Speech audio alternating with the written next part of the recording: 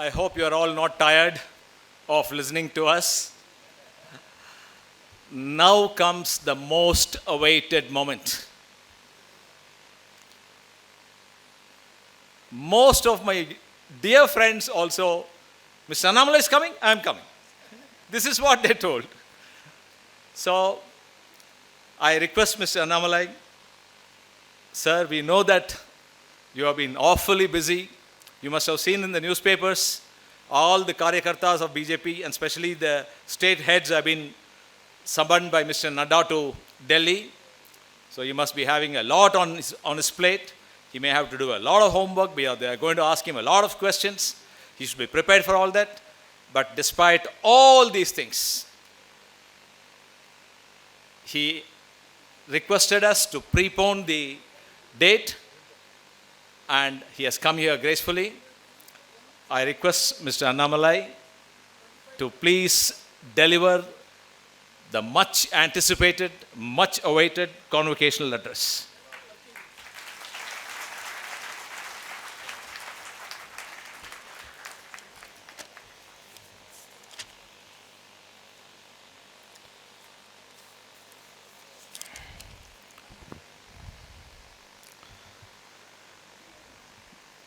Respected Dr. M.I.M. Nehruji, Chairman and Dean of GEMS B School, I am very privileged to share a dais with Professor Chambi Puranik, Chief Academic Advisor, and all the professors who are here, the invited guests, the parents for whom this day is very, very memorable. Because there is no great privilege than to see the for the parents to see their children passing out with flying colors, certified by the society as educated, probably in this time and age when the whole world is open in front of them for a greater career prospect. The invited parents are sitting here watching, and we must be very conscious of this fact. Many of your parents wanted to achieve something in life, but circumstances might not be kind to them. They must have invested all their time and effort on the children who are sitting here. They must have sacrificed their life so much so that their sons and daughters get something which they couldn't get. Today is such the kind of day. That is why I mentioned it's a great privilege to stand among such unique parents who have come all the way on a rainy day in Bangalore. And more importantly, the heroes and heroines of the day, without whom the convocation will be meaningless. Dear students who got their degrees today, who are walking out into a very different world starting from tomorrow morning, where they will have a bit of burden on their shoulders. At the same time, a lot of opportunities and dreams, which they are going to pursue with all their heart. So I take this opportunity to congratulate all of you. It is only auspicious on this wonderful day, Varuna Bhagavan has decided to bless you. In all cultures, be it Hinduism, be it Christianity, be it Islam, in every single culture, we all place a lot of emphasis on Parampurul, the force of nature.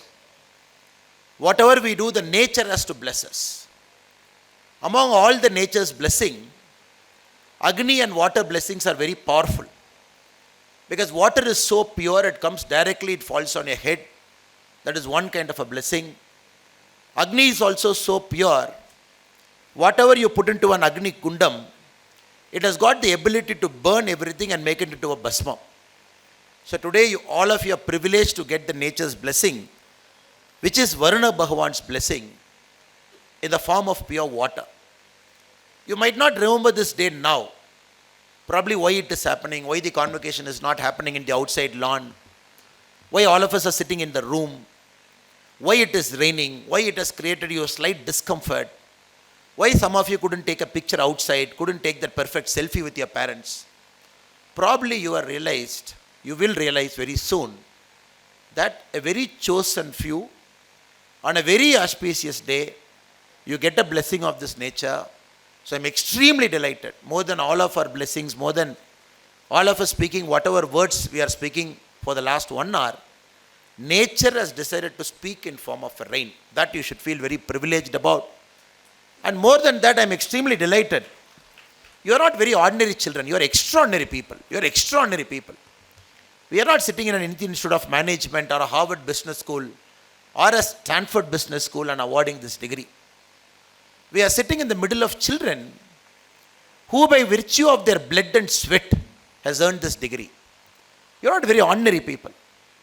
Ordinary people don't work for 5 days a week, and ordinary people don't sacrifice their Saturdays and Sundays, and ordinary people don't take a single day off, and you have done it, which means you are extraordinary. That is why possibly they have given the word called gem. The name of the business school itself is called gem, because gem is a very rare commodity. I was very surprised when I got an email from madam who's sitting here. When I went through the school, I was very surprised. Started in 2006. The very first convocation, one of the greatest sons of Bharat, Dr. Apul Pakil Jainulabdin Abdul Kalam ji came, APJ Abdul Kalam came for the very first convocation. Very eminent and reputed people like Subramania Swamiji, very eminent and reputed people like T.N. Seshan Avargal, Madam Nirmala Sitaraman, very, very eminent people have come here. When I went through the curriculum a little bit out of curiosity, I found this program is very unique. Monday to Friday. Saturday you will come, study for 7 hours, the MBA students. Sunday again you will study for 7 hours. Monday morning you will be back to your workplace. The day you join this program, all of you get placement.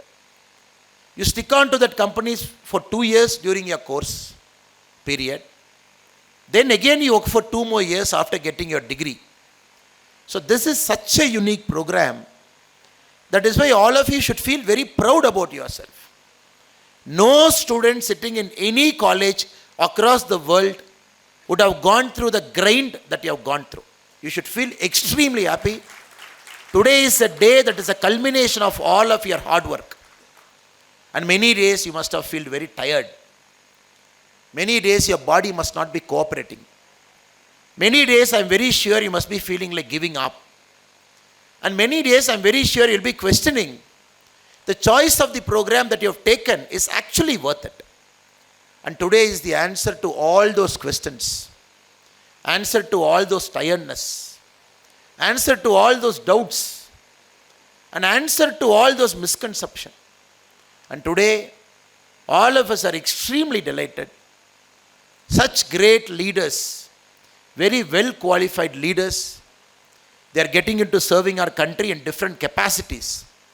Starting from tomorrow, you are going to have the brand of a double degree, certified human being, starting from tomorrow morning. And your job starting from tomorrow morning will be to put all this knowledge you have earned for the use of humanity, for the use of our country, and for the use of the world. I also take this opportunity to apologize to you that I am the cause of the inconvenience where the program is supposed to happen tomorrow. It got shifted today. Normally, programs of this nature, when somebody asks me, I make it a point to just say I'm very sorry. I wish you the very best. Because I know the kind of job I am in, where many things are not in my hand. Many a times I have to dance to the tune of others. And many a times we meet with emergency like most people in your life do. That is why I am very specific with respect to committing to a date. And once you commit to a date, you are not able to make it. You put a lot of people under inconvenience. Parents have to travel from different parts of Karnataka, maybe from Tamilnadu, maybe from Bengal. They must have booked their tickets in advance. Students must have made up their plans. But in this case, the joy of seeing you, the joy of being part of something that is truly a privilege and honor for a person like me, where you are going to award degrees to students who have earned it by virtue of their blood and sweat. That motivated me to commit to this program. But unfortunately, I couldn't honor the date that was initially agreed to. But still, all of you are kind enough to adjust to the new date. And I especially say my namaskarams to all the parents ಎಲ್ಲರಿಗೂ ನಾನು first ಸಾರಿ ಹೇಳ್ಬಿಡ್ತೀನಿ sir, ಬೇರೆ ಬೇರೆ ಕಡೆಯಿಂದ ತಾವೆಲ್ಲ ಬಂದಿದ್ದೀರಾ, ನಾಳೆ program ಆಗಬೇಕಾಯಿತು, ಇವತ್ತು ಪ್ರೀಪೋಣ ಆದ ತಕ್ಷಣ ಕೂಡ ತಾವೆಲ್ಲರಲ್ಲಿ ಬಂದಿದ್ದೀರಾ, ಅದಕ್ಕೋಸ್ಕರ ನಿಮ್ಮೆಲ್ಲರಲ್ಲಿ ಕೂಡ ನಾನು ಕ್ಷಮೆ ಕೋರ್ತೇನೆ. Such a wonderful gathering. Look, sitting from here, watching all of you, such a wonderful gathering. You could see the energy that is throbbing, that is thriving. And sir was explaining almost about each single person, how you have come in. Probably many of you have graduated from engineering, from different streams in life. Sometimes the life was not very kind to you. You wanted something and probably you didn't get that thing. You wanted to get into a company, probably you didn't get it. And some of you here, you got what you want, but many of you, you wanted something else in life, but life did not give it to you at that point of time. So this is where I want to begin my speech. Life will always bow its head before stubbornness. Life will eventually come around to the people who are stubborn. Life will eventually make sure you get what you want to the people who persevere. So all the people who are here, especially the students, you are stubborn. You are persevered yourself to come here. You are extremely hardworking. 5 days in the company, 2 days in the campus, not taking a single day off, no Deepavali, no Ramzan, no Iftar, no Dandiya, nothing. Whatever government holidays doesn't apply to you. No religious holidays apply to you. Friends and families' wedding function doesn't apply to you. You had a single-minded dedication and devotion to complete this course to make you better. This is going to be the greatest advantage you are carrying into this world. And I see James B. School's gift to you. It's the biggest gift you are taking along with your graduation today. You are stubborn, you are hardworking, you can persevere through anything. This cannot be taught in a B school. This cannot be taught in an IIT. This cannot be taught in an IIM. This cannot be taught in the Harvard and Stanfords of the world. This is this inner metal which can only be chiseled by the professors who are sitting here. Only when you are willing to submit and surrender yourself to this program. So all of you have chosen to submit and surrender yourself to this program. Whatever pace they put through you, you went through that pace. You never complained. And the students who are sitting here, BBM, Bachelors of Hotel Management, and 2 different batches of MBA. So almost we are having 4 different streams sitting here, close to 400 odd people getting their convocation degree today. The reason I am taking more time to talk about this is because you should feel happy. What you have achieved today is something extraordinary. Not many people in the world will get this. Truly extraordinary things you have done, and today is a culmination of it. When I mentioned that some of you weren't successful in your previous avatar, at 10th, at 12th, and engineering, you wanted to do this, probably you couldn't do that. Because you have to understand, a school or a curriculum tested you on certain components, which the real world might not test you in the same component wise. The schools have tested you on intelligence, but the real world, starting from tomorrow morning, is going to test you on emotional intelligence. The school world and the college world have tested your hard work. Starting from tomorrow morning, the real world is going to test your perseverance. The schools and the colleges have tested your rules and order. Are you coming at 6 o'clock? Are you coming at 8 o'clock? Are you sitting through all the classes? Is your Saturday and Sunday marked as present here? The schools and colleges have tested your rules and order. Starting from tomorrow, the world is going to test you when nobody else is going to watch you. Till now, somebody has watched you. Whether you're coming, your attendance is marked, your biometric is done. That is rules and order. Starting from tomorrow morning, there is no rules and order for you. It is you, your mind, and the nature to whom you are going to be answerable from tomorrow morning. Till now, the world has tested you, especially the school and the college, on obedience and authority.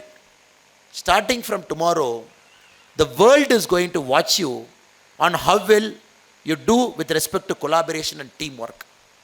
The reason I'm emphasizing this is, the world's graduation marks is different from a college or a B school's graduation. So if you look at my case, please forget for a point of time, I am this, I am that, I have done this thing, I have done that thing. Just forget it. Just see me as a person who's 10 years before you in this planet. Just see me as a person. Just see this human being, Annamalai, standing in front of you as a person who's 10 years before you in this planet. Just see me like that. I did my engineering. Why did I do my engineering?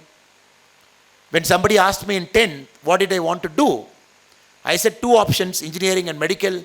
I don't want to do medical, I want to do engineering, I did engineering. Somebody asked me, why this college? I said, my friend is joining this college, I want to join the same college. I did my engineering there. Then, after my engineering, I took a break year. That point of time in 2006-07, taking a break year for a person like me coming from a village, a first generation graduate, is unheard of. I told my father, just give me a year. I just want to find out what I want to do with my life. I'm not very clear what I want to do with my life. Till now, life has taken me to an engineering college. Probably the engineering college, I got a job also. But I don't want to go to that job. I want to take a break here. So, village, my father has studied till 10th standard. My mother has studied till 6th standard. Both of them very gracefully they gave me that 1 year to take off. They never cared what my village is talking. They never cared, oh, this fellow studied in Coimbatore in one of the top engineering colleges. He is not going for his job, whereas his other friends have gone to a job. A lot of people have spoken, but my parents never cared about it. That 1 year I took off is the most important year in my life. I'm 40 now. If I'm looking at all the 40 years of my life, that 1 year is the most important year in my life. I worked for a company for 8,000 rupees a month. My job starts at 6 p.m. in the evening. It ends at 11:30 in the evening. Because morning till evening, my life is all about exploring. Just to make my ends meet, I've joined a company, I was sitting in the reception. Just to make sure I earned something, I'm not dependent on my father. When I had a job with a multinational company in hand, I still did not take it. A lot of my friends call me fools. Society called me a fool at that point of time. But the only thing is, I wanted to pursue something that was close to my heart. I felt my degree is incomplete. My education is incomplete. I searched for an MBA. I went to IIM Lucknow. The day one I still remember, everybody around me are probably the toppers in their life. 10th topper, 12th topper, engineering topper, this topper, that topper. And very few people have seen second rank in their life. I'm one of those guys in the batch who's that 70%, 75% category guy.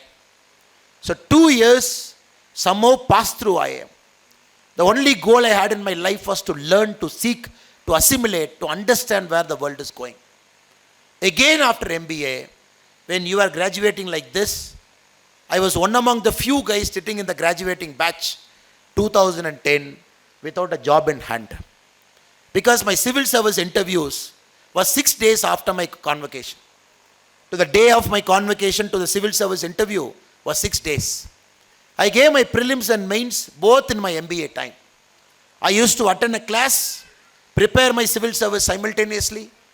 When I wrote my prelims and mains, when I wrote my mains, it happened in such a way, my MBA exams were also happening.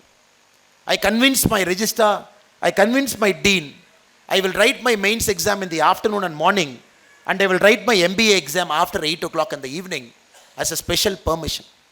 So I can relate to all the hard work you have gone through. The reason I am sitting here and observing all of you very keenly, my life was also in a way mirroring your life. I can relate to most of the hard work that you have put through, the paces you have gone through. I never took a single Saturday and Sunday off. Every Saturday and Sunday is civil service preparation for me. Saturday and Sundays, I will take a train, go to New Delhi, get into coaching institutes, get the books, sit in some classes, catch a late night train on Sunday night, come back to Lucknow in the morning, attend my class at 8:30 in the morning. So I could really feel that what most of you must be going through sitting here. That is why I am extremely delighted to see all your faces.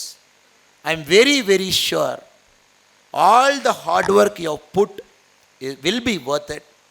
Probably you will not realize it now. You might need a 10 to 20 year window period to look back to see what happened in James B School was magical. So ladies and gentlemen, my dear brothers and sisters, all the graduating students here, just be ready because your skills are ready. Like a diamond that needs to be sharpened. A diamond has to go through that process. A carbon, you're looking at hundreds of degrees centigrade in earth for millions of earth. You give that much pressure to a carbon, it becomes a diamond. Even after it becomes a diamond, we are not happy with the diamond. Still you do polishing. Multiple polishing. Then probably a customer buys it. They give that kind of value to it and they wear it. But for any person to wear the diamond proudly, nobody knows the diamond has gone through 1,000 years of evolution. Inside earth, deep down the earth, as a carbon, hundreds of degrees centigrade under pressure, again coming out, getting cut, then going through multiple polishing, and finally being that small dot in somebody's ornament. So you have gone through that. You are skill ready. Your mind is sharpened. All you have to do is trust the world. Trust the nature. Whatever happens to you from today, it is all part of a nature. Many things are predestined. And many things you are going to change it by your hard work. Many things you are going to change by your risk-taking ability. Many things you are going to change by your foresight. Every time something doesn't go to your plan, just take a deep breath and tell yourself, you have gone through this, which means something best is going to happen to you. Just keep pushing yourself through things that might not happen to you to your liking over the next 10 and 20 years. This is very, very important. Because now the problem with many of our youngsters is, mind-wise they are not ready. Education-wise they are ready. Some of the best colleges, they have gone through some of the greatest institutions. Some of the best professors have taught them. But mind is not sharp. That is why I am seeing suicides happening right inside IITs. I am seeing the student suicide happening in some of the best educational institutions in our country. Because there is learning, there is knowledge, there is textbook, everything is available, but somehow mind is giving up very fast to them. So not only has the James B School trained you with respect to knowledge, trained you with respect to subject, they also have made sure mind-wise you are sharpened, mind-wise you can take up any pressure, mind-wise you can withstand anything in your life, because that eventually will be more important than a mere textbook degree or a convocation certificate in a piece of paper that is in all of your hand. So here, secondly, feel happy. Your mind is extremely sharpened. So whatever you want to do out in life, 100% you will do it without fail. Also friends, you are also living in a time, the world is going through a seismic change. Very few generations in our life can say, I saw fire. None of us can say I saw fire because fire was seen multiple centuries before by our ancestors. Some generations have seen a wheel, which we didn't see. Once the wheels came in, the circular wheels came in, again it was a civilizational change. Some generations have seen tools, a hunting tool, a pottery making tool. Again it has changed the course of civilization. Some generations have seen the invention of automobile, a car, an internal combustion engine, or possibly an airplane. So you can roughly mark out the whole humanity, civilization into maybe 8, 9, 10 epoch-making civilizational shifts. In the last, maybe if you take 5,000 years, you could see about 10 shifts that has changed the course of humanity. Your generation is going to see possibly the 11th shift in the last 5,000 years. Which 100 years before it happened in the invention of automobile, in the invention of airplanes, in the invention of internal combustion engine. Now this generation, your lifetime, possibly in the next 10 years, you will see an epoch-making civilizational shift. That is the era of artificial intelligence. I am not very sure whether MBA programs will exist 10 years from now. I am not very sure whether the current model of textbooks would be useful 10 years from now. I am also not very sure the current method of classroom teaching would be the same way 10 years from now. Because you take your cell phone, it has come right into your cell phone. You need not search anything. You get into your WhatsApp. On top of your WhatsApp, you see Ask Meta Artificial Intelligence. You can type whatever you want, it gives you answers. It has come right into your WhatsApp. Every single answer is right inside your phone. So this is the beginning of artificial intelligence. A machine learning is able to pick up knowledge that is far available, is able to condense it in a matter of seconds. It is able to feed it to your screen, for which we had spent our life studying, for which we have dedicated our life perfecting. Now most answers seem to be in the era of artificial intelligence. It has come right into your WhatsApp now. The next shift from here, possibly in the next 10 years, from artificial intelligence, we will be moving towards the artificial general intelligence, which is AGI. For some of the students who might not be aware what AGI is, artificial general intelligence, AGI, is the inflection point when the artificial intelligence will have better cognitive skills than a human being. So right now this AI doesn't have better cognitive skills than a human being. From AI to AGI, you might see a decade or 2 decades. Moment you see artificial intelligence becoming artificial general intelligence, AGI, then possibly we know this is the 11th, maybe 12th, epoch-making, civilizational shifting technology that has arrived. To go from AI to AGI, we all have to go through something called ACI, artificial capable intelligence. It doesn't have the cognitive skills, but it can function like an average human being. To function like an extraordinary human being with complete cognitive skills, it has to go towards AGI. Now we don't know when this is going to happen. AI has come. We don't know when AGI is going to come. Is it 10 years? Is it 20 years? Is it 25 years? ACI, the middle, is it going to come in 10 years, 15 years? We don't know, because that is where most of you would be working. Most of you would be spending your lives in the next 10, 20 years in this evolutionary shift. Just imagine, just look at my cell phone. This cell phone has got multiple microchips. It has got about 7 or 8 major microchips. One to control my camera, one to control my audio video, one to control my processing ability of the cell phone, and probably one to control the screen.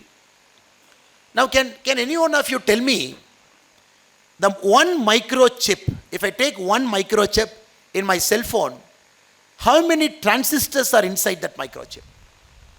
1940, you had 2 transistors in a chip. 1960s, possibly you had hundreds of transistors. You are standing in 2024, you are carrying the power of artificial intelligence in your cell phone, which is going to remove the gap between the haves and the have-nots, which is going to possibly remove the gap between rich country and the poor country in the form of a chip. The current chip which my cell phone is using has got 13 billion transistors in a single chip. 13 billion transistors. This is the world you are entering. So whatever you do in the next multiple years, be conscious of this fact. Be conscious of this fact. There is only one company in the world which manufactures almost 100% of what we are talking. There is only one company in the world which manufactures a machine which manufactures the transistor. There is only one company in that world which can assemble and bring it to you as a cell phone. Most of the chips that I am talking here is manufactured by a company called TSMC, Taiwan Semiconductor Manufacturing Company based in Taiwan. 100% of the high-end chips. There is only one company which manufactures the machine for manufacturing that chip. That company is based in Netherlands.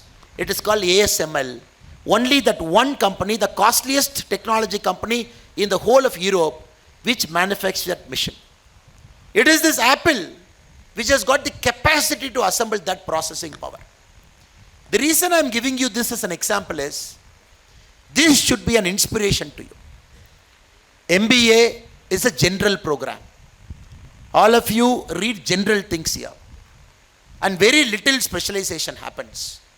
Even if you are a hospitality management MBA person, supply chain and logistics MBA person, we teach you HR, we teach you a bit of finance, we teach you a bit of logistics, we teach you a bit of marketing, we teach you everything. But you have to understand, the world is again entering into specialization. Whether you like it or not, the world is again getting back into specialization. People who can do that one job well will excel, not doing the 10 jobs average. Possibly your generation, starting from this decade to the next 3-4 decades, will see the pinnacle of specialization. One chip company manufacturing chips, one company manufacturing machines, one company assembling, it is coming to the end user. You look at the top companies in the world. If you look at the number one company in terms of market capitalization, Apple, complete specialization. If you look at number 2 company in the world, Microsoft, complete specialization. If you look at the number 3 company in the world, NVIDIA, which manufactures all the GPU for your gaming, again specialization. If you look at Meta, again specialization. If you look at all the top companies in the world, they are getting into specialization. This is where I see a great future for all of you. Probably you will think through, you will look into the life very carefully, and you will pick up that one thing in your life for which you want to dedicate your life to it completely. Because we all have to understand, great things happens by sacrifice. Great things just like that don't happen. So we want all of you not to be a normal person, working in a normal company, doing normal things, and living a normal life. You are extraordinary people, never forget it. You are not normal people, you are extraordinary people. Monday to Friday working, Saturday, Sunday studying. 2 years you have done it without fail, which means you are extraordinary.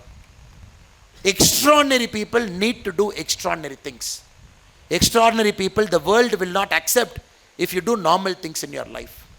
So we hope and pray, in a country like India right now, possibly one of the best country to live in the world. If somebody has asked 1960 which is the best country, we will say without fail it is America. Because we are coming right after World War II. America is becoming a manufacturing powerhouse. It is going to be a rich country in the next 20-30 years. It is going to be a superpower. Everybody will say America. If somebody has asked us 100 years back, which is the best country to live, we would have said UK. Because 70% of the world was under the control of United Kingdom. Possibly they had the tools, they had the control mechanism of the whole world, UK. If it asked me in 1970-80, which is the best country in the world, we would have said Germany, or maybe parts of Europe. In 2024, if anybody is asking you which is the best country in the world to live in for the next 50 years, without a doubt, it is going to be our country. Without a doubt. I'm not just saying this to motivate you. I will talk with facts. I will talk with facts. I'm not just saying because you will clap when I say India is the best country to live for the next 50 years. A population of 142 crore. No other country is comparable to our country. We are number one in terms of population. But we are not so interested about the population. We are interested about the quality of the population. How is our population? 40% of this 142 crore, they are below the age of 25 years. Just imagine. 25 years and below, 40% of 142 crore, which is approximately 60 crore. Which means all of your youth, the whole world is open in front of you. The whole world is your market. India is going to be the human resource capital of the world for the next 100 years. You want to have a CEO for Alphabet? Please call Sundar Pichai. You want to have this CEO? Please call an Indian origin guy. You want to have Satya Nadella? Please call him an Indian origin person. You want to run some great American Fortune 500 company? Please call an Indian origin CEO. Whether we like it or not, some of the top corporations of the world, maybe 20 years from now, I look forward to a time 50% of Fortune 500 companies will be run by an Indian or an Indian origin person or a person who has spent considerable time in our country. 50% of Fortune 500 companies, 250 companies. Right now we have 19 companies run by Indian origin CEO. You will see a world where 50% of Fortune 500 will have an Indian origin CEO, because this will be the world's largest market. No other country is going to have the market that we are going to have. And this market is the most complex market of the world. Being an Indian, born here, studied here, we have prepared you for a global role. You know what the complexity of this country. I speak a different language, you speak a different language. I dress differently, you dress differently. I have a dialect, you have a dialect. You go to Northeast, that is slightly different in terms of food. Kashmir is different. Inside Karnataka, Coorg is different, Mysore is different, Shimoga is different, Bijapur is different, Bangalore is different. Inside Bangalore, JP Nagar is different. So you are living in a country that is so complex, but all of us are united by the spirit of Bharatiya. This complexity has prepared you to face any complexity in your life. That is why the world wants Indian origin CEOs, because you handle complexity extremely well. For Americans sitting in New York, for him Japanese, Chinese, Germans, Koreans, East Asians, Africa, Old Europe, New Europe, North America, South America, it's all entire complexity. But you guys will handle just like a cap on your head, because you know what complexity is from the day you are born. This is my second reason to say your generation is going to live in the world's best country for the next 50 years. The third, this is the fastest growing country in the world. Fastest growing. We just grew 8.2%. Growing 8.2% is not a joke when countries are growing at 1%. Germany, 1%. UK, 0.5%. China, 4%. America, 2.1%.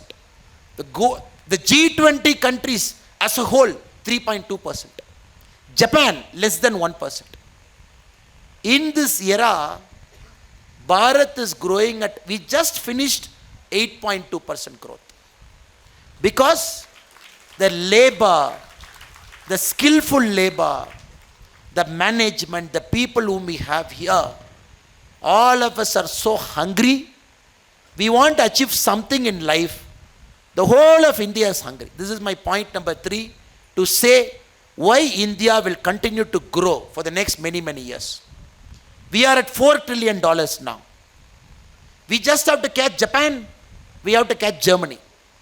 You catch hold of these two countries, probably in the next 4 years, you will be a 7 trillion by 2028. You will be the third largest country in the world. You just have China and US above you. 2047, we're extremely sure we will cross 50 trillion. Right now we have 4 trillion. Just imagine, this country will grow 12.5 times over the next 24 years. No country in their life has grown at this pace. Roman Empire did not grow. Pax Britannica did not grow. Europe did not grow. America did not grow. India will grow 12 and a half times in the next 24 years from 4 trillion to 50 trillion. Point number 4. When you hit $50 trillion, you are obviously world number 1. We will have so much wealth, we can take care of all the social problems. Poverty, we can take care. Technology with money makes the standard of living more comfortable. Age-old diseases, we can find a way to cure it. Old people, giving them a comfortable living, we can do that. Changing the mode of transportation, we can do that. Right now, one bullet train from Ahmedabad to Mumbai is costing 1,60,000 crore to build. Now we want to build Hyperloop. Just imagine building a Hyperloop. With money, India can do anything. Your generation is going to make it happen. So don't even waste away this precious gift nature has given. Born around 2000, getting graduated around 2024, entering into a country that is all set for growth, entering into a country that has just grown 8.2%, and this country going to grow as per our prediction 12 and a half times in the next 24 years. What more can you ask, sir? Everything is available. You just have to go open the tap and get the job done. That is why I hope and pray all the young graduates who are here, there is going to be a beautiful life ahead of you. Now coming to the last part of my speech, I thought whatever mistakes I have made, me being 10 years in front of you, I thought I'll give you some tips. Normally this kind of big lectures people forget, but small tips they'll remember somewhere. So 6 things I thought I will tell you today as your well-wisher, as your older brother. Probably this might help you. The seniors who are sitting here, I'm very sure they are more intelligent than you and me. They have more wisdom than you and me. We being young people, sometimes we should really keep our principles intact. Everything is fine. Country will grow. Money will come. Economy will boom. $50 trillion will happen. India will become a superpower. Everything you will see before you turn 50. 100% you will see. But still, I felt these 6 tips are very important because we got to do it the right way. We should not do it the wrong way. The first one I thought I'll share with you is always keep pushing yourself. Today, only studying has ended. Learning hasn't ended. Studying a book, passing an exam, professors evaluating you, giving a mark. Whoever got the highest mark, we gave gold medal. Only the studying has ended today. Learning did not end. Tomorrow morning, new technology will come. You got to keep reading, keep learning. In the field you have chosen, you got to keep studying what is it. You got to be a master of your field. Till you die, you got to keep learning, learning and learning. This can only happen if you come out of your comfort zone. 15 days from now, on 28th, I am flying out of this country to Oxford for a 3-month program. When somebody told me, oh, you are a busy politician. Why do you want to study now? You have done your engineering, you have done your MBA. And politics teaches you everything in the field. You meet all kinds of people. Why do you want to go and learn? My answer is, which I told many of my well-wishers and my friends and my parents also. Being a student at a point of time in our lives always brings back that hunger. Sometimes we get used to the comforts of life. When we force ourselves to be a student for some time, even the wrong things that has got into your head, you will remove it. So I am again becoming a student on 28th of August. I am doing a fellowship in Oxford in London, a 3-month program where I will stay inside a hostel, walk to my classroom, carry my ID card, sit in the classroom, listen to the professors, finish a thesis, then I'll come back to our country in the last week of November. This I believe I have to do. No matter what, I have to challenge myself. Now my goal is to see different cultures, learn people, see them, understand how their democracy is different from our democracy. Intermingling of global population. What do they think about India? It's an opportunity for me to present about our country. So my advice to all my young friends is, reading has ended, learning has only begun. Keep pushing yourself out of your comfort zone. Keep learning and learning. If needed, after some time, maybe after 10 years, you want to take a break and do a fellowship or do a course or do a 1-year course, please do it without even thinking, because the world will again keep you ready for the things that will come. Second one I thought I should tell you is, always remember, money can buy you many things, but money can't buy all the important things in life. Money can buy a car, money can buy a sort of social prestige, money can buy a bit of peace and happiness, money can buy you comfort. Maybe after 40 you will realize there are many more things in life that are more important than money. Meaningful relationship, family, your friends, your social life, sense of balance you have in your life. So as these young graduates here, as you start chasing money, always remember, along with money, you got to chase other things also. You will get good friends only when you invest on them, only when you give time to them.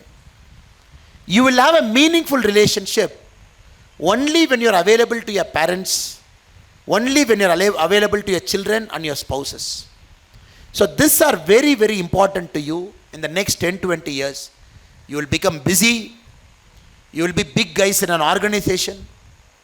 You will be doing multiple things in your life. But always remember, some relationship, if you don't nurture now, you will not get it back. At 25, 30, you got to take care of your parents. Your parents need you now, not when they become 85 and when you become 55. It is very important, whatever you do, make sure you allocate time for all of this, because money can buy many things, but money can't buy many important things. Possibly at 60 we will realize these are more important than money. So let us not make the same mistake many of our brothers and sisters from the previous generation made. Let us chase money, build a career, make products, sell it, invent companies. Let us do everything possible.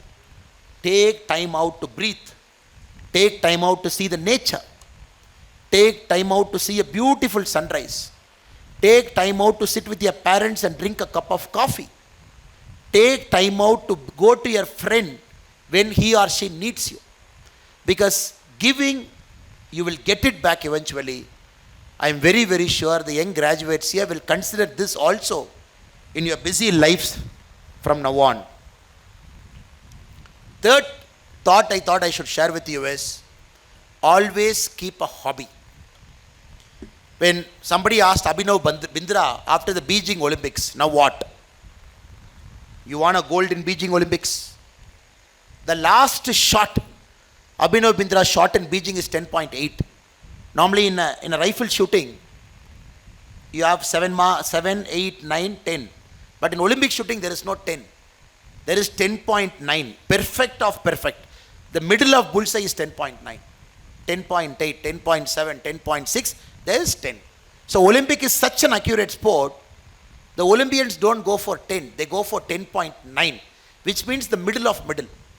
So they dedicate all their life to chase that excellence. When somebody asked Abhinav Bindra, now 20 years of your life and dream, you got an Olympic gold medal. What do you want to do now? He said, I'll find out. 25 years I wanted to be an Olympic champion. I've done it. Now I don't know what I want to be after winning this gold. My whole life was trained to get this gold. I got this gold. You are 35. What will you do after 35? The main problem with our current generation is they are burning out so fast. 35, 40, 45, EMI, nice apartment, EMI, good car.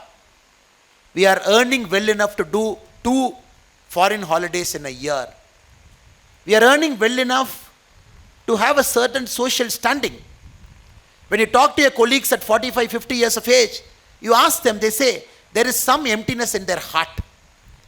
Whatever they want to do, they have done it. Whatever they have to achieve, they have achieved it.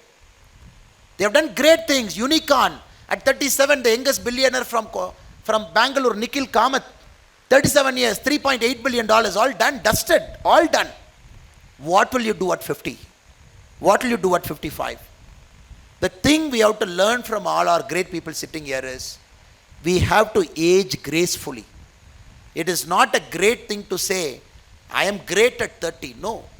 It is important to say, are you great at 60? Are you great at 70? Are you great at 80?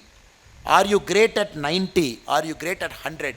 The reason I am asking you this question, because your generation, you are going to live more than all the previous generation, because you are living in the era of terrific research happening in synthetic biology.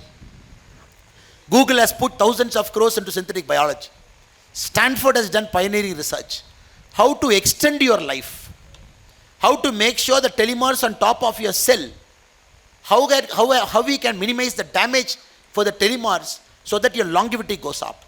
If there is a problem in your liver, we can fix only that liver. Or we can get into your DNA, fix it and come out. So next 20, 30 years, you will see all sorts of things happening where you will live for a longer life. But the question is, do we have to live an empty life?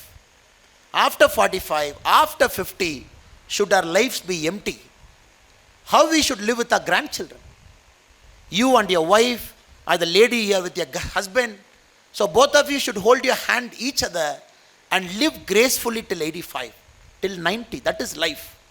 So I hope and pray in your busy lives, from tomorrow morning, traveling all across the world, working, you will find a hobby that will always keep you alive. It could be running, it could be a sport, it could be anything. There should be one thing in your life apart from work, because work will always bore you. However motivated you are, however great you are, work will eventually bore you. It is this hobby. That is why in the recent Paris Olympics I saw, many investment bankers have won Olympic gold. It will be very surprising for you. Especially the Olympic sculling and the rowing.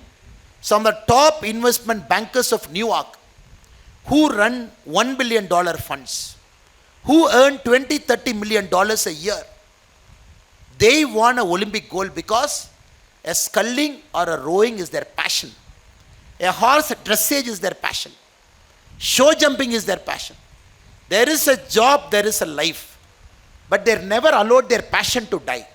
So I hope and pray all my young friends who are here, by pursuing a hobby very seriously, you will live a multi-dimensional life, you will live a long life, you will live a happy life, you will live a meaningful life. Because once you hit that 100 crore or 50 crore or that first house or the first Benz or the first Audi, what after that? There is nothing after that, sir. The secret of life is after reaching there, there is nothing after that. So we all chase and chase. Once you get it, it becomes meaningless. So let us get it. It's okay. Let us get it. Comfortness in life is important. But what I am trying to tell you is, even if you get it, there should be something inside you to keep you happy and alive. The fourth one, I thought I will tell you is, life is always fair in the end. My IPS batchmates, I had an interesting set of IPS batchmates, 150 in the batch. Somebody is a bus conductor, wrote the civil service exam, cleared it, became an IPS officer. One of my batchmates who is in Orissa now, a Tamil brother, he was a hostel warden. He ran a small roadside hotel. He did everything possible. IPS officer. Lady officer in Delhi, again from Tamil Nadu. Husband was a constable. They were doing parade every Friday. She was coming and watching her constable husband standing in the parade. She asked her husband, who is that person standing, all of you are saluting? He said, Bada Sabe, SP, IPS officer. She said, can I become that IPS officer? The husband laughed. To prove her husband wrong, she also became an IPS officer. So we have stories like this in batches after batches. The reason I'm telling you this story is, life is not always who starts first. Life is always who ends first. So just imagine, life is very fair to you. Life is never unfair to anybody. You might say, oh, I did so many great things, life is not fair to me. I studied so much, I'm unlucky. You see, for 40 years I did not get anything, but this fellow got everything. You might say, if you look at the life as a totality, life will always balance. When we end our life, life will always give what we want. I will again give an example. When I was the ASP, Karkala, Western Ghats, later I became the SP of Udupi. One of the constable who worked with me, ramrod straight constable, a person of highest integrity. And you all know a constable gets how much salary? 25,000. He works 16 hours. This guy doesn't take a single rupee, single penny. Always straight, obedient, diligent. Many people used to laugh at him. As ASP, we live in a small office. This fellow doesn't know how to live his life. He could have taken some money here and there, some 20,000, 30,000 extra in a month, which will add to his salary, which will come down to 50,000. He could have lived a comfortable life. Look, everybody is taking, but God is not punishing them. Police is not catching them. Lokayukta is not catching them. Anti-Corruption Bureau is not catching them. Very shamelessly, these people stopping a guy going in a two-wheeler in the middle of a road, very shamelessly is collecting 200 rupee, but nobody is taking any action. And many people in their service, by being corrupt, has also retired at 60 years without getting caught. For every 1% who get caught, I would say 90% of corrupt people, they retire without getting caught. Every 1% they get caught, 90% of people happily retire without anybody catching them. Then we ask ourselves, what is justice? What is karma? Somebody is making a mistake, no punishment. But a government clerk earning 25,000 rupees is ramrod honest, is suffering. Living in an 8,000 rupee house, not able to give good education to his children, not able to take his children to a good hotel, not able to buy a good dress, when that person could be corrupt, but still he chose not to be corrupt. So do you know what happened? That constable's son became an IPS officer. It just happened when the father was in the service, the son was an IPS probationer. Then one day in a meeting I was telling, this is karma. Karma will always balance things in life. So youngsters here have to understand, life is always fair to all of us. You might not get something today, doesn't matter, sir. Doesn't matter. You will get it when you need to. You will not get it when you don't want it to happen. So all of you, my sincere advice to all the young graduates here, over 60 years, over 70 years, you might not make more money. Your children will be great. You might not make more money. Your father will live long. You might not make 1,000 crore. Your family will be happy. Other sense, you might make 1,000 crore, but 50 years, you might go to jail for a corporate governance fraud. You might make 500 crore. Something will happen to your children or to your parents. So always remember, karma will eventually get back at each one of us. Nobody can escape this earth without paying the price for karma. So you got to be patient. That is more important. You got to be patient. Something doesn't happen means some good things are waiting for you. Something is delayed means some great things are going to happen in the near future. With the spirit of positivity, life is always fair to everybody. It balances always. Something it will give you, something it will take you. Something it will take, something it will give. Totality, life will be fantastic. So remember this. Don't feel bad, I didn't get it today. Don't feel bad, I didn't get that promotion. Don't feel bad, the first company you started is not doing well. Keep trying. Keep doing your hard work. Keep preserving yourself. Things will eventually happen to you, friends. Last but not the least, be spiritual. All faiths are here. I see a lot of parents from the Islamic faith here. A lot of people from the Hindu faith. A lot of people from the Christian faith. People from the other faiths also. Don't confuse spirituality to religion. Both are different. Islam says 5 times you got to pray. That is the faith of Islam. Hinduism says you can worship your God any way. You fall, you say namaste, you come on Monday, you come on Saturday, you eat non-veg and come, you eat veg and come, everything is okay. Christianity says you come on Sunday, you will be like this. So every faith has got a precept. So I am not saying spirituality is equal to religion. I am saying spirituality is understanding who you are, being comfortable with who you are, living peacefully with who you are being. This is very important. 3 things.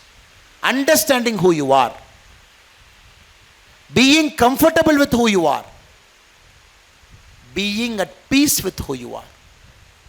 We can do all kinds of things. In Tamil, there is this famous comedy by one actor called Vadivelu. He said, but very big statement, though we laughed at it.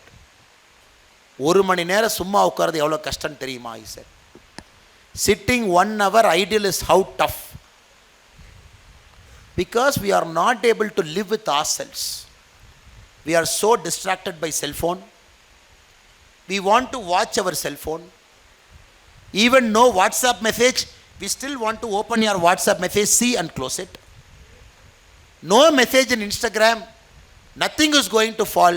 Still open the Instagram and see what my friend has eaten for dosa, what profile picture they have kept. Nothing is there. Still open your email and check whether somebody has sent an email. Problem is because there are so many distractions in our life.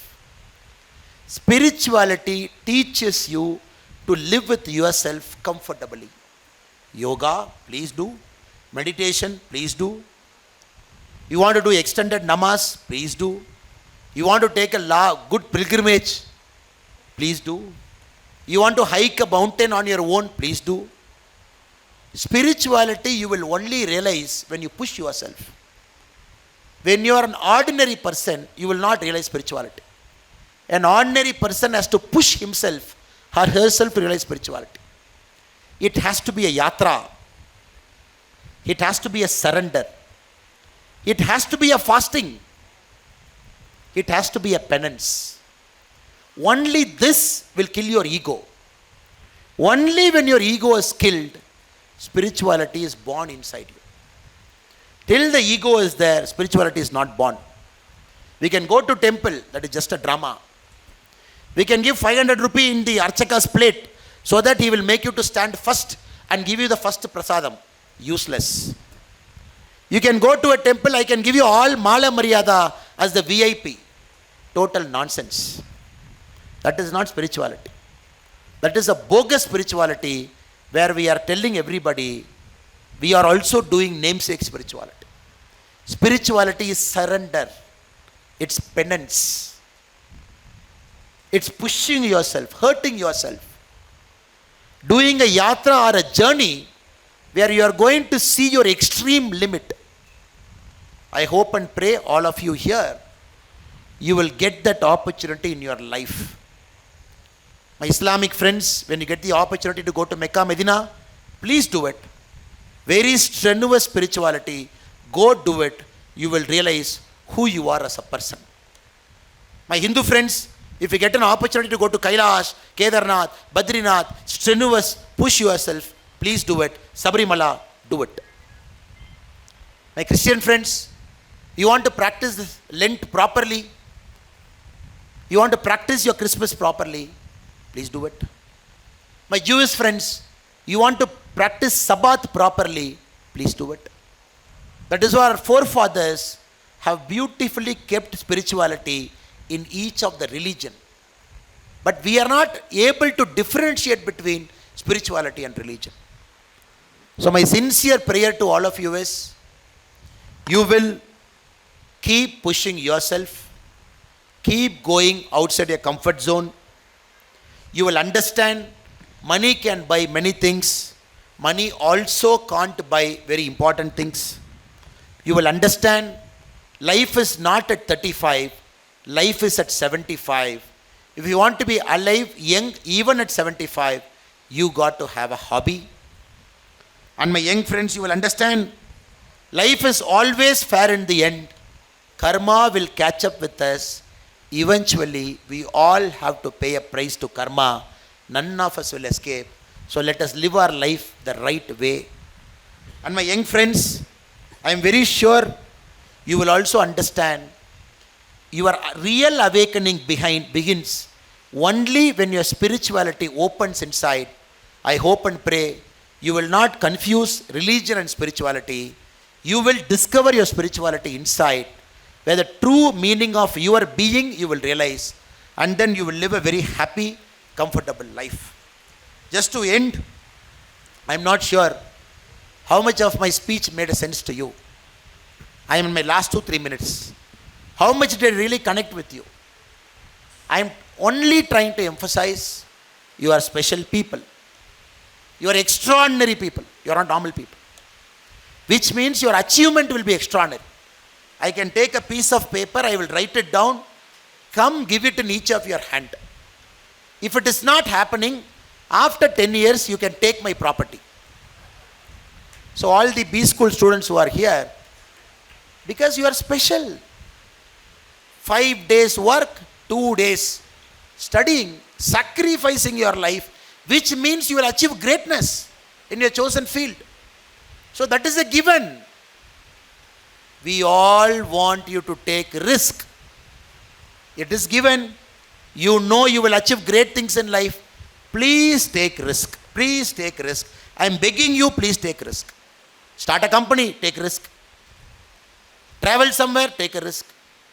You want to make your hobby as your profession, please take risk. You want to quit everything, start something fresh tomorrow morning, please do. You are afraid of doing something till now, you want to pursue it next week, please do. Why I am saying this? Because there is no better time than pursuing your passion. You are living in this country, the world's youngest country, which in 25 years is going to be the world's #1 economy, which you will be a part of. And we all of us want you to be really extraordinary in what you choose. Last but not the least, life has tested you in some way. Don't feel bad. Starting from tomorrow, life is going to test you in other ways in which you will be toppers. You will get all you want in life. Don't worry about that. Last but not the least, I gave you 5 tips. Don't forget it. Coming out of your comfort zone. Remember the importance of money and also not the importance of money. Importance of hobby. Importance of karma and life. Being spiritual. I am very sure, small world sir, we'll keep meeting each other. Whenever I happen to see you, if I'm able to remember your face, I'll say hello. If you're able to see me and remember my face, you please say hello to me. So that let us check on with each other what each of us are doing. What I am doing, what you are doing. Let us keep a track of each other for the next 25 years and make this country a great, beautiful, developed Bharat for which all of us should play a major role. I take this opportunity to thank the 2 eminent gentlemen sitting in the stage, James B. School, the Chairman and Dean, MIM Nehruji, and the Chief Academic Advisor, Professor Chambi Puranik ji, and all the parents. Once again, my apologies, sir, for the trouble. It is supposed to be tomorrow. You have come all the way for today. Thank you so much for coming. And all the guests who have come from different parts of Bangalore and different parts of India, not worried about this inclement weather. I bow my respects and my vanakkam to all of you. And all the students who have come here, you will do great things in life. Relax, chill, have a great fun day today. Let us start our work tomorrow. All the very best. Take care. Bye.